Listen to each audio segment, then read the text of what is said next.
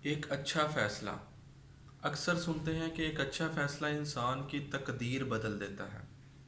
एक अच्छा फ़ैसला कैसे किया जा सकता है? किससे मशवरा करने से एक अच्छा फ़ैसला किया जा सकता है? इसी इसी मौजू पे आज हम बात करेंगे कि एक अच्छा फ़ैसला करते हुए हमें किन किन बातों का ख्याल रखना चाहिए। बिस्मिल्लाहिर्रहमानिर्रहीम। अस्सलामु अलैकुम। मैं मोहम्मद उस्मान असगर।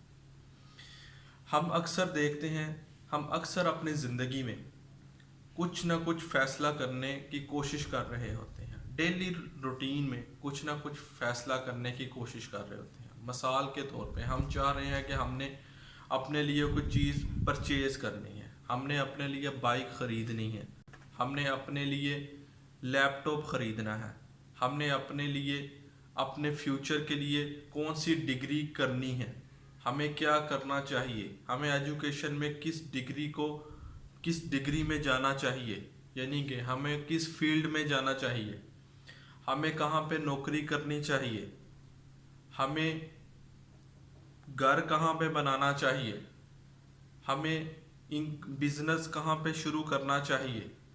हमारी ज़िंदगी में बहुत से ऐसे फ़ैसले हैं जो हम करना चाहते हैं और उसके लिए हम मुख्तलिफ लोगों से मशवरे करते हैं, मुख्तलिफ दोस्तों से डिस्कस करते हैं, अपनी प्रॉब्लम दूसरे के साथ शेयर करते हैं।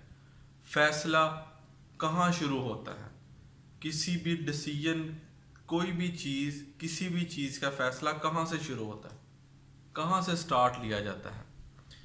प्रॉब्लम, मसला, जब भी कोई मसला आए ज़िंदगी में, कभी भी कदम कदम पे आपको बहुत से मुश्किलात के, बहुत से मसाइल का सामना करना पड़ता है। जब भी कभी मसला पेश आता है, जब भी कोई इशू होता है, तो हमें फ़ैसला करना होता है, हमें उसे रिजॉल्व करने के लिए फ़ैसला करना होता है, उस मसले के हल के लिए हमें फ़ैसला करना होता है। लेकिन सबसे पहले हमें हमें उस प्रॉब्लम का पता होना चाहिए। हमें ये पता होना चाहिए कि वो प्रॉब्लम कितनी सेंसिटिव है, वो मसला कितना नाजुक है। उसके बाद सबसे पहले किस चीज़ का पता होना चाहिए? प्रॉब्लम। इसमें हम एक एग्जाम्पल को कोट करेंगे जो हम एंड तक इसको साथ लेके चलेंगे। जैसे एक स्टूडेंट है, उसे एक लैपटॉप की ज़रूरत है। सबसे पहले क्या चीज़ है? स्टूडेंट को किस चीज़ से प्रॉब्लम है, किस चीज़ की प्रॉब्लम है? लैपटॉप की प्रॉब्लम है। उसे एजुकेशन या पूरी करने के लिए लैपटॉप की ज़रूरत है, या कोई जॉब होल्डर है, या कोई आईटी का पर्सन है, उसे लैपटॉप की ज़रूरत है। प्रॉब्लम क्या है? लैपटॉप। यहाँ से हम ये एग्जाम्पल को हम आगे कोट करते चलेंगे। अब डिसीजन के अंदर हमें सबसे पहले क्या करना चाहिए? हमें आइडेंटिफाई डिसीजन क्राइटेरिया, यानी कि अपने मसले का हमने क्राइटेरिया एक बनाना है, हमने एक उसका हल निकालना है, हमने उसके फैक्टर इकट्ठे करने हैं कि हमें जो लैपटॉप चाहिए, हमें वो किस तरह का लैपटॉप चाहिए, उसके अंदर क्या क्या चीज़ें होनी चाहिए, उसके अंदर किन किन चीज़ों का हमने मद्देनज़र रखना है, हमें मुझे उस लैपटॉप के अंदर क्या क्या चीज़ों की ज़रूरत है। मिसाल के तौर पे मुझे उस लैपटॉप के अंदर रैम कितनी चाहिए, ठीक है, उसके बाद डिस्प्ले उसका कैसा होना चाहिए, उसके बाद उसकी रेजोल्यूशन कैसी होनी चाहिए। ये एक लैपटॉप की मिसाल है। इसी तरह आपको बाइक चाहिए, उसके अंदर आप इसी तरह इसका क्राइटेरिया बनाएंगे। जैसे हम लैपटॉप का क्राइटेरिया बनाते हैं कि हमें जो भी हमने फैसला करना है, उसके अंदर हमें फैसले के अंदर क्या क्या चीज़ें अहम नुकात हैं, उन अहम नुकात को जो आपकी ज़रूरियात पूरी कर रहे हैं, वो जो आपकी आपकी वो प्रॉब्लम को रिजॉल्व कर रहे हैं, सबसे पहले हमने वो अहम नुकात जो हैं वो अपने जहन में नोट करने हैं, जहन नशीन करने हैं, या हमने कॉपी के ऊपर लिख लेने हैं, या कहीं पे अहम नुकात लिख लेने हैं, ताकि हमें फ़ैसला करने में आसानी रहे। उसके बाद हमने वो जो भी अहम नुकात हैं उनको एक वेटेज देनी है, यानी कि बाइक कैसा होना चाहिए, बाइक की माइलेज की क्या, आप अगर दूर जा रहे हैं तो आपके लिए सबसे बेहतर क्या चीज़ है, उसकी माइलेज अच्छी होनी चाहिए। तो तो आप सबसे बेहतर रेट किसको देंगे, माइलेज को देंगे। मिसाल के तौर पे दूसरी, हम जिस एग्जाम्पल को साथ लेके चल रहे हैं, आपको लैपटॉप परचेज करना है, तो आप सबसे पहले लैपटॉप को क्या रेट देंगे, आप उसकी रैम को किस तरह रेट देंगे। अगर तो आपने आईटी से रिलेटेड कोई परफॉर्मेंस और इस तरह का कोई सॉफ्टवेयर या कोई वेल डेवलपमेंट का काम करना है, तो आप क्या करेंगे, उसकी रैम को, प्रोसेसर को आपकी उसकी वेटेज अच्छी देंगे। अगर आपने लैपटॉप को जो मूवीज़ वगैरह या इस तरह की एक्टिविटीज़ के लिए यूज़ करना है, तो आप उसका डिस्प्ले को, उसकी रेजोल्यूशन को अच्छी रेटिंग देंगे। इसी तरह आपने उसको उसकी वेटेज बना लेनी है। मिसाल के तौर पर रैम की वेटेज 1, प्रोसेसर की वेटेज 2 एंड डिस्प्ले वेटेज 3। ये आपकी वेटेज तैयार होगी कि आपने उनको स्टेप बाय स्टेप वेटेज दे दी कि किस तरह आपने उसे वेट। इसी तरह आप अपने डिफरेंट डिसीजन, जो भी आपकी लाइफ के अंदर मसले हैं, उनको सबसे पहले आपको प्रॉब्लम का पता हो, प्रॉब्लम को आइडेंटिफाई करें। उसके बाद उस प्रॉब्लम के अंदर उसकी फर्दर मसलों के अंदर, उसके उस मसले के अंदर आप चीज़ों को आइडेंटिफाई करें कि कौन कौन सी ऐसी चीज़ें हैं जिनसे ये प्रॉब्लम आपकी रिजॉल्व हो रहा है, कि कौन सी ऐसी चीज़ें हैं, कॉमन चीज़ें जिनसे ये प्रॉब्लम रिजॉल्व। फिर उन प्रॉब्लम की उन चीज़ों को वेटेज दें कि कौन सी ज़्यादा अहम है, कौन सी दूसरे नंबर पे है, कौन सी तीसरे नंबर पे है। इस तरह उनको वेटेज दें। उसके बाद उस वेटेज को नंबर से काउंट करें। मिसाल के तौर पे आपने क्राइटेरिया बना लिया कि आपने वेटेज दे दी, उसके बाद आपने क्या करना है, उसके बाद उसके आपने अल्टरनेट फाइंड आउट करने हैं।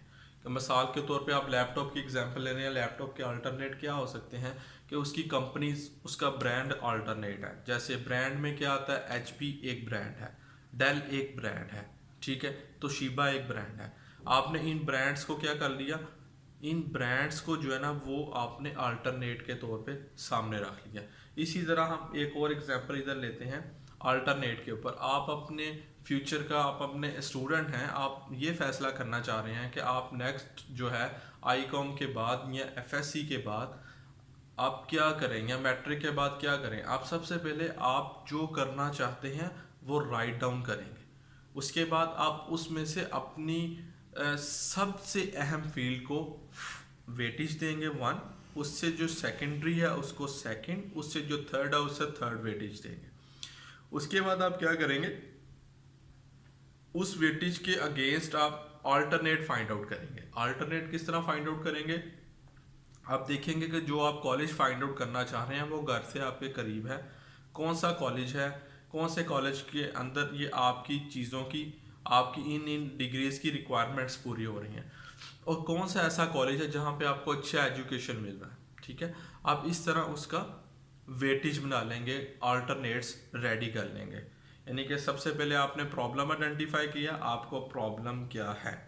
उसके बाद आपने उसके अंदर क्राइटेरिया आइडेंटिफाई किया, आपने उसके बाद उन क्राइटेरियाज के अंदर क्या किया, उन क्राइटेरियाज को वेटेज दी, और उन वेटेज के अगेंस्ट फिर आपने सोर्सेज को फाइंड आउट किया। सोर्सेज को किस तरह, अल्टरनेट को फाइंड आउट किया। आपने अल्टरनेट्स फाइंड आउट कर लिए, उसके बाद आपने अल्टरनेट को एनालाइज करना है। मिसाल के तौर पे डेल का लैपटॉप है, वो आपकी नंबर 1 नंबर 2 जो है, दोनों आपकी चीज़ों को बहुत अच्छी तरह फुलफिल कर रहा है। यानी कि रैम भी अच्छी वो दे रहा है, प्रोसेसर भी अच्छा दे रहा है, और उसके बाद एक चीज़ और क्या कर रहा है, डिस्प्ले उसका अच्छा नहीं है। इस क्राइटेरिया के अंदर आपने एक और चीज़, सबसे ज़्यादा अहम इम्पोर्टेंट चीज़ आपने ज़रूर मद्देनज़र रखनी है कि आपने इस क्राइटेरिया को एक अपने बजट के अंदर भी देखना है। बजट आपने ज़रूर आइडेंटिफाई करना है। मिसाल के तौर पे आपने बजट आइडेंटिफाई किया कि मैंने जो लैपटॉप परचेज़ करना है वो 30K का होगा, और आपने अपने जो कॉलेज की के लिए बजट आइडेंटिफाई किया कि मैंने उस कॉलेज में जाना है जिसकी पर सेमेस्टर यानी कि 6 मंथ जो फ़ी है वो 15,000 होगी या 15K होगी। तो आपने उस बजट के अंदर अपने क्राइटेरिया को मद्देनज़र रखना है, फिर आपने उसका फ़ैसला करना है। मिसाल के तौर पे अब हम आते हैं अपने एग्जाम्पल की तरफ। हम एग्जाम्पल क्या है कि मैंने लैपटॉप परचेज़ करना है, हमने देखा मेरे बजट के अंदर डेल का लैपटॉप तो आता है, लेकिन उसके अंदर रैम भी ठीक है, प्रोसेसर भी ठीक है, लेकिन डिस्प्ले ठीक नहीं है। उसके बाद मैं एचपी को देखता हूँ, उसके अंदर डिस्प्ले भी ठीक है, रैम भी ठीक है, लेकिन प्रोसेसर ठीक नहीं है।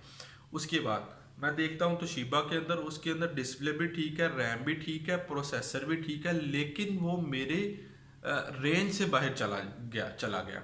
तो मैं क्या करूँगा, डेल के जितने भी वेटेज है उनको टोटल करूँगा, एचपी की वेटेज को टोटल करूँगा, तोशिबा की वेटेज को टोटल, इन सब को टोटल करके उसके बाद मैं अपने प्राइस के साथ उसे एनालाइज करूँगा।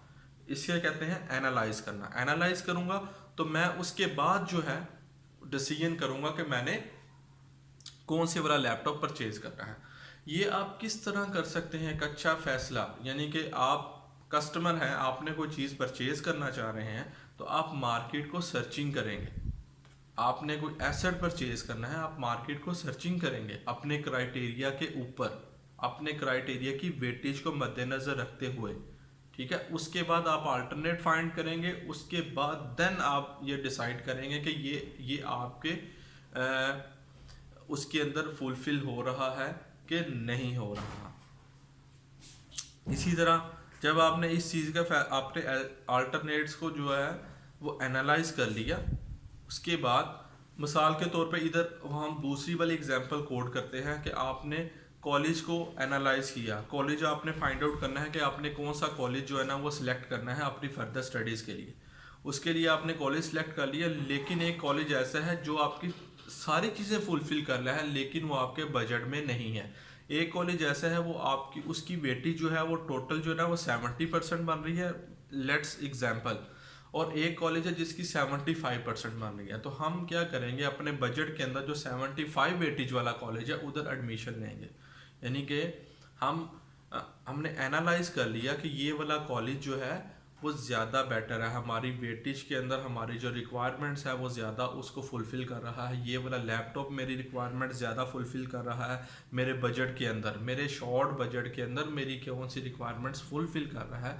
तो मैं क्या करूँगा, मैं उसी चीज़ को बाय करूँगा या उसी चीज़ की तरफ जाऊँगा।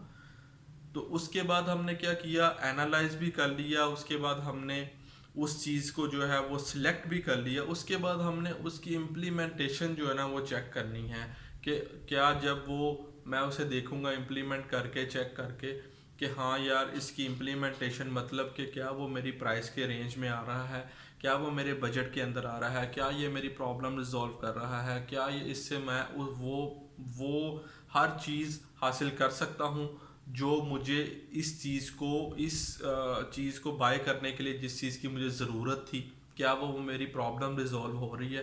तो हम इसे क्या करेंगे, हम इसका इम्पैक्ट चेक करेंगे अपनी उस प्रॉब्लम के साथ, क्या मेरी वो वाली प्रॉब्लम को ये रिजॉल्व कर रहा है। अगर कर रहा है तो इसका मतलब है कि ये इवेल्यूएट हो चुका हुआ है। ये इवेल्यूएशन के बाद मैं इस चीज़ का फैसला कर सकता हूँ कि मैं इसको बाय कर लूँ, मैं उस कॉलेज में या उस यूनिवर्सिटी में एडमिशन ले लूँ। तो आपकी ज़िंदगी में, आपकी लाइफ के अंदर जो बहुत अहम हिस्सा है वो डिसीजन का है, वो फैसले का है।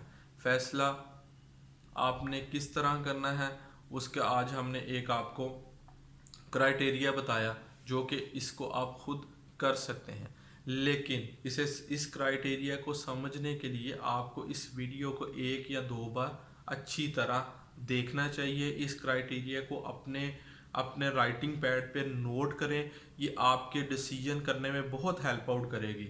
अगर आप सेल्स पर्सन हैं तो आपके डिसीजन करने में बहुत हेल्प आउट करेगी कि आपको किस कस्टमर के पास जाना चाहिए, कौन सी मार्केट को टारगेट करना चाहिए और कौन सी मार्केट को टारगेट नहीं करना चाहिए। इसी तरह अगर आप परचेज़र हैं तो आपका ये वाला जो डिसीजन मेकिंग के जो स्टेप्स हैं ये आपको इस चीज़ के ऊपर ज़रूर करेंगे कि आपको ये डिसीजन करना चाहिए कि नहीं करना चाहिए, आपको कोई चीज़ कहाँ से बाय करनी चाहिए और किन किन क्राइटेरिया को मद्देनज़र रखते हुए बाय करनी चाहिए।